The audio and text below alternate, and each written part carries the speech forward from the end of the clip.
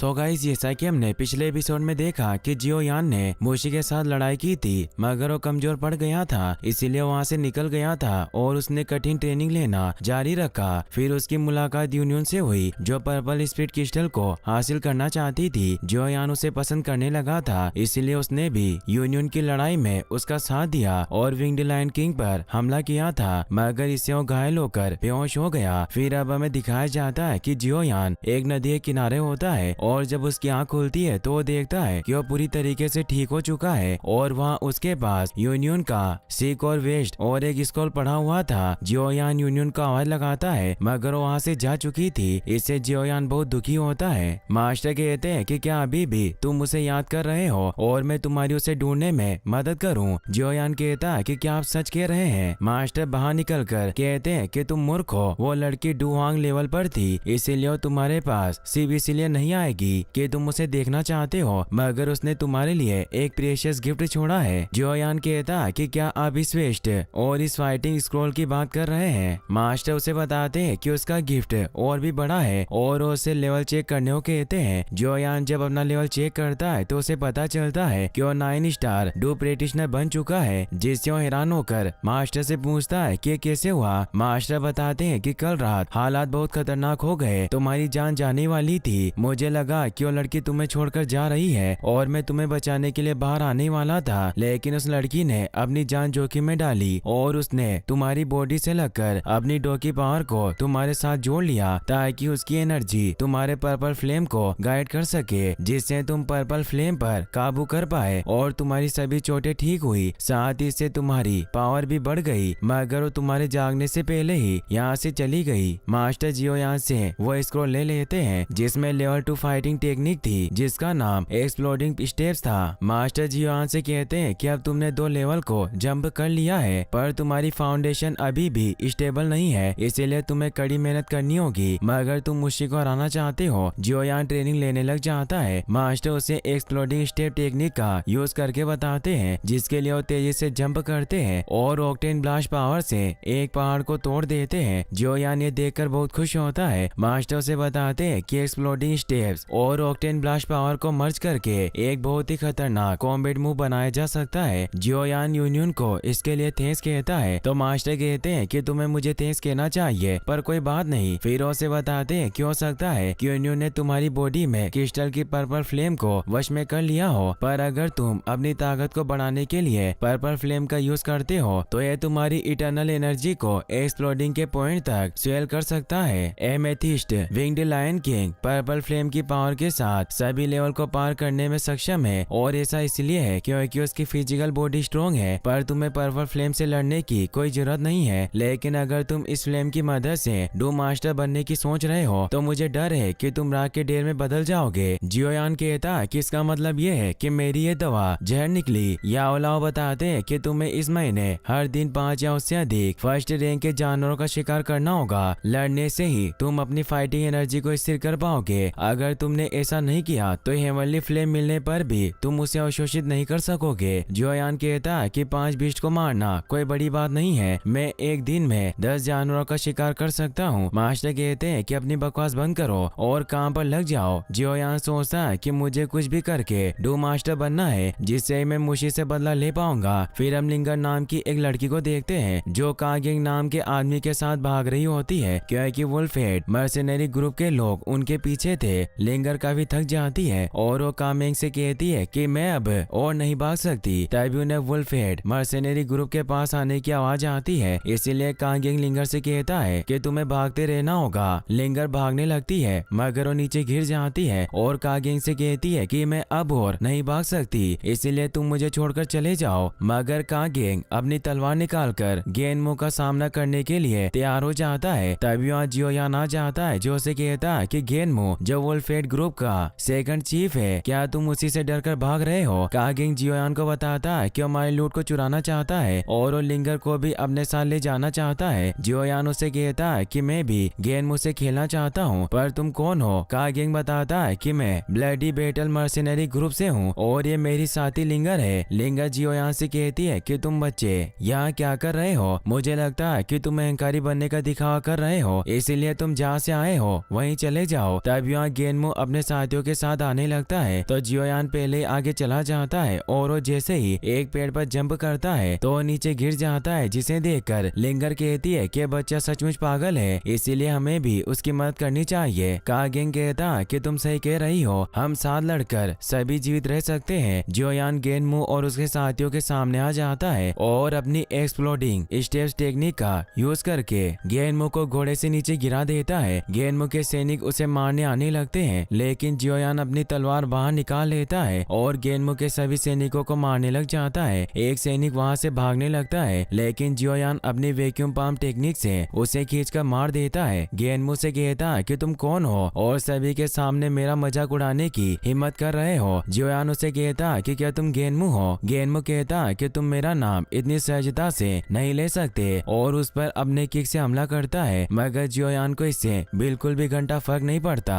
और उसे एक झटके में ही दूर कर देता है। गेनमू जियोयान को मारने की कोशिश करता है, मगर उसे कुछ नहीं होता और जियोयान उसे दूर गिरा देता है। उनकी लड़ाई लिंगर और कागेंग भी देख रहे होते हैं। लिंगर कहती है कि वास्तव में मैंने उस लड़के को कम आंका, मुझे नहीं पता था कि वो इतना शक्तिशाली होगा। गेनमू जियान से पूछता है कि तुम्हारा नाम क्या है, तो जियोयान कहता है कि मैं तुम्हारा दादा हूँ। गेनमू समझ जाता है कि वो जियोयान है और उसे कहता है कि तुम अब तक कैसे जिंदा हो। ये सुनकर कागेंग भी कहता है कि यह वही लड़का है जिसने वुल्फहेड मर्सनरी ग्रुप के लिए परेशानी खड़ी कर रखी है। गेनमू अब अपनी लाठी को बाहर निकाल लेता है और फुल जोश में उसे कहता है कि अब तुम्हें स्वर्ग जाने से कोई नहीं रोक सकता, मैं तुम्हें खत्म कर दूंगा और उस पर अपनी लाठी से हमला करता है, मगर जियोयान उसकी लाठी पकड़ लेता है और उसे दूर गिरा देता है। जियोयान अब उस पर अपनी तलवार से हमला करता है, मगर वो अपनी लाठी से उस हमले को रोकने की कोशिश करता है। वो अपना पूरा जोर लगा रहा था क्योंकि वो तलवार बहुत भारी थी। जियोयान उसे कहता है कि आज मेरी नहीं तुम्हारी मृत्यु का दिन है और अपने पर्पल फ्लेम को एक्टिवेट करके उसे दूर फेंक देता है। ये हमला इतना पावरफुल था कि वहाँ दरारें पड़ने लगती है, मगर गेनमू को कुछ नहीं हुआ था, इसीलिए जियोयान उछलकर तलवार से उसे मारने लगता है। लेकिन गेनमू यीजिन का नाम लेता है, जिससे वो रुक जाता है। गेनमू से बताता है कि मेरे पास यीजिन के बारे में इंफॉर्मेशन है, उसे 1000 मेडिसिन हाउस के मिस्टर आओ ने अपने हाउस में कैद कर रखा है और वो एक दुष्ट आदमी है जो यीजिन का फायदा उठाने की कोशिश कर रहा है और यहाँ तक कि हमारा बॉस मुशी भी उससे डरता है। और मुझे लगता है कि मिस्टर आओ ने यीजिन को अपने पास सिर्फ कैजुअल ड्रिंक्स के लिए नहीं रखा, बल्कि वो रेनबो पॉइजन बुक को हासिल करना चाहता है। जियोयान सोचता है कि यीजिन की जान को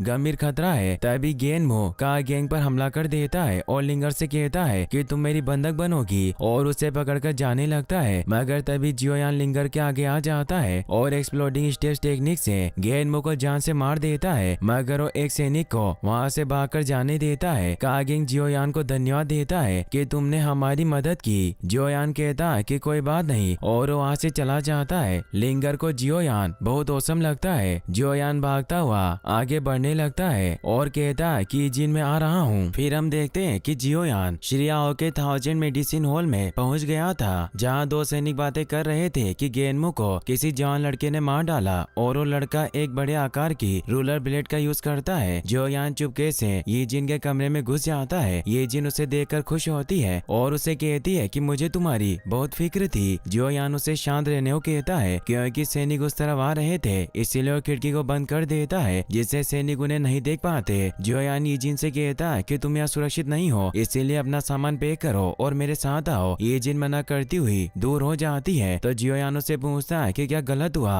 वो बताती है कि मैं तुम्हारे साथ नहीं जा सकती, अगर वुल्फहेड मर्सिनरी ग्रुप को इस बारे में पता चला तो मुझे ढूंढने आएंगे और मेरे गांव के निर्दोष लोगों को चोट पहुंचाएंगे। जियोयान उसे बताता है कि मैं उन कमीनों से छुटकारा पाने जा रहा था, लेकिन मुझे तुम्हारी चिंता थी, इसीलिए मैं सबसे पहले तुम्हें बचाने आया। यीजिन कहती है कि तुम मेरा कितना ध्यान रखते हो। जियोयान कहता है कि ऐसा इसलिए है क्योंकि तुम मेरी दोस्त हो। यीजिन उसे चुप रहने को कहती है और अपने साथ ले जाकर कहती है कि तुम्हें अभी आराम करना चाहिए, हम उनसे बाद में निपटने की योजना बनाएंगे। फिर उसे चाय पिलाती है। वही हमें मुशी को दिखाया जाता है जो गेनमू की मौत से दुखी होता है। मोली अपने सभी सैनिकों को आदेश देता है कि जाओ जियोयान को ढूंढो और मार डालो, उस पर बिल्कुल दया मत करना। तो सभी सैनिक पूरे जोश में वहाँ से निकल जाते हैं। वहीं श्रियाओ को भी पता चल गया था कि कोई यीजिन के पास आया है, इसीलिए अपने सैनिकों के साथ उसके कमरे में आता है और यीजिन से पूछता है कि लड़का कौन है। तो वो उन्हें झूठ कहती है कि मेरा भाई है। शिरियाओ कहता है कि मुझे नहीं पता था कि तुम्हारा एक भाई होगा, पर ये 1000 मेडिसिन हाउस में क्या लेने आया है। जियान उसे कहता है कि मैं ईजिन को आज रात यहाँ से ले जाने का इरादा कर रहा हूँ। शिरियाओ ईजिन से पूछता है कि तुम मेरे मेडिसिन हाउस में रहकर खुश नहीं हो। एक सैनिक समझ जाता है कि वो जियोयान है, इसलिए वो धीरे धीरे वहाँ से खिसकने लगता है। ईजिन कहती है कि बेशक आपने मेरी अच्छी देखभाल की और मेरा यहाँ रहना सुखद रहा। शिरियाओ कहता है कि फिर तुम यहाँ से क्यों जाना चाहती हो। ईजिन बताती है कि मुझे कुछ दूसरे काम करने हैं, इसीलिए मैंने जगह छोड़ने का फैसला लिया और उन्हें टोकन के रूप में कुछ सिक्के देती है। शिरियाओ से कहता है कि तुम वास्तव में नहीं जानती कि मुझे अपनी देखभाल के भुगतान के बदले में क्या चाहिए, और मैं जानता हूँ कि तुम्हारा ये भाई जियोयान के अलावा और कोई नहीं है। अगर वुल्फेड मर्सनरी सैनिकों को इसके बारे में पता चला कि तुम यहाँ हो तो तुम संकट में आ सकते हो। ईजिन परेशान होकर कहती है कि तुम क्या चाहते हो। शिरियाओ कहता है कि तुम मेरे साथ खेल मत खेलो, मुझे पता है कि रेनबो पॉइजन बुक तुम्हारे पास है, उसे मुझे दे दो। ईजिन कहती है कि आपको जरूर गलतफहमी हुई होगी, मेरे पास रेनबो पॉइजन बुक कैसे हो सकती है। शिरियाओ अपने सैनिकों को बुला लेता है और कहता है कि अगर आज तुम मुझे पॉइजन बुक नहीं सौंपोगी तो मैं तुम्हारी जान ले लूंगा और तुम्हारे भाई जियोयान का जीवन भी यहीं खत्म हो जाएगा। जियोयान कहता है कि ये गुंडे मेरा क्या उखाड़ लेंगे और अपनी तलवार को बाहर निकालता है, जिससे सभी सैनिक डर जाते हैं। शिरियाओ एक कुर्सी को आगे करके उस पर बैठ जाता है और जियोयान से कहता है कि तुम ऐसा मत सोचो कि तुम्हारे पास कौशल है तो तुम मेरे मेडिसिन हाउस में आसानी से टहल सकते हो। और तुम्हारी जानकारी के लिए मैं बता दूं कि जिस मोमेंट पर मैंने इस कमरे में प्रवेश किया था मैंने पहले ही यहाँ जहर छोड़ दिया था, इसीलिए अब तुम्हें कमजोरी महसूस होगी। वही हम देखते हैं कि शिरियाओ का एक खबरी मोशी को बताता है कि हम जानते हैं कि जियोयान अभी कहाँ है। मोशी पूछता है कि कहाँ है वो। सैनिक बताता है कि वो 1000 मेडिसिन हाउस में है। मोशी गुस्से में उसकी गर्दन पकड़ लेता है और उसे कहता है कि उसके साथ कितने लोग हैं, तो वो बताता है कि वो सिर्फ अकेला है। तो मोशी उसे साइड में फेंक देता है और कहता है कि सभी सैनिकों को इकट्ठा करो, हम अभी मेडिसिन हाउस जाएंगे। दूसरी तरफ जियोयान को गुस्सा आता है मगर ईजिन उसे रोक लेती है और मिस्टर आओ से कहती है कि तुम्हारे पास पॉइजनिंग स्किल है, पर मैंने इसके असर को पहले ही बेअसर कर दिया है, क्योंकि मैंने जियोयान को पहले चाय में मिलाकर एंटीडोट पिला दिया था। और शियाओ के पास जाकर कहती है कि तुम्हें मेरी पॉइजन स्किल से डरना चाहिए। पिछले कुछ दिनों से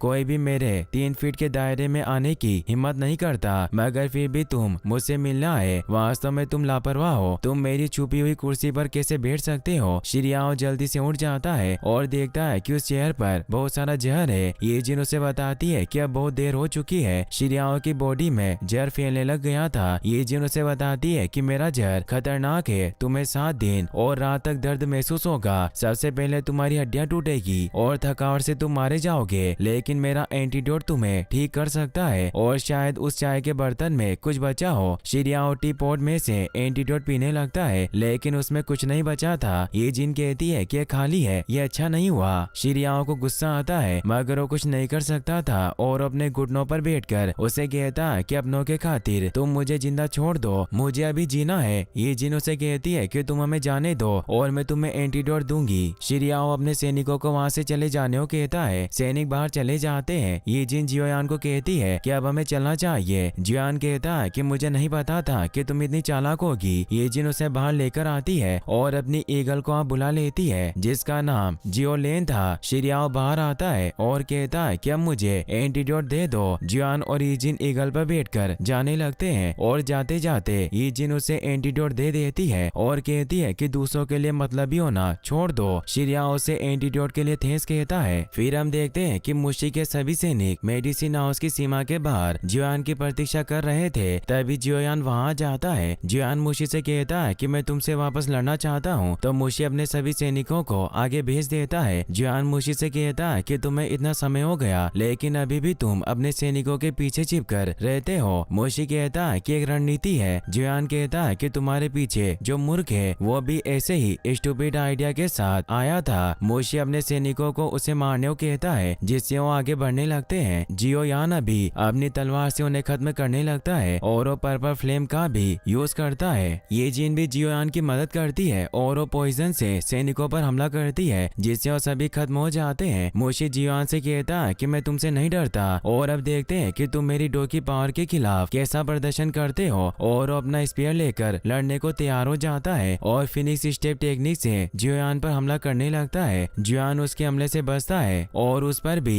अपनी एक्सप्लोडिंग स्टेप टेक्निक से हमला करता है, मगर मुशी सिजलिंग स्टिंग पावर से जियोयान के हमले को रोक देता है और जियोयान दूर चला जाता है और उसकी तलवार वहीं गिर जाती है। मुशी कहता है क्या चाहे कुछ भी हो पर तुम यही मरने वाले हो। जियोयान कहता है कि तुमने पिछली बार भी ऐसे ही शब्द कहे थे। मुशी जियोयान की तलवार उठाने लगता है, मगर वो काफी भारी होने की वजह से उसे बहुत मुश्किल होती है। जियोयान कहता है कि इसे चलाना इतना आसान नहीं है और वो मुशी पर फायर पाम टेक्निक से हमला करके वैक्यूमेंट पावर से अपनी तलवार को वापस ले लेता है। जियोयान अब उस पर एक्सप्लोडिंग स्टेप्स और ऑक्टेन ब्लास्ट ट्रिक को मर्ज करके हमला करता है, जिससे मुशी के सीने में ब्लास्ट होता है और वो दूर गिर जाता है। मुशी कहता है कि मुझे नहीं पता था कि डू प्रैक्टिशनर को भी इतनी एडवांस फाइटिंग टेक्निक के बारे में पता होगा और अब मैं तुम्हें अपनी नई डेवलप टेक्निक दिखाऊंगा।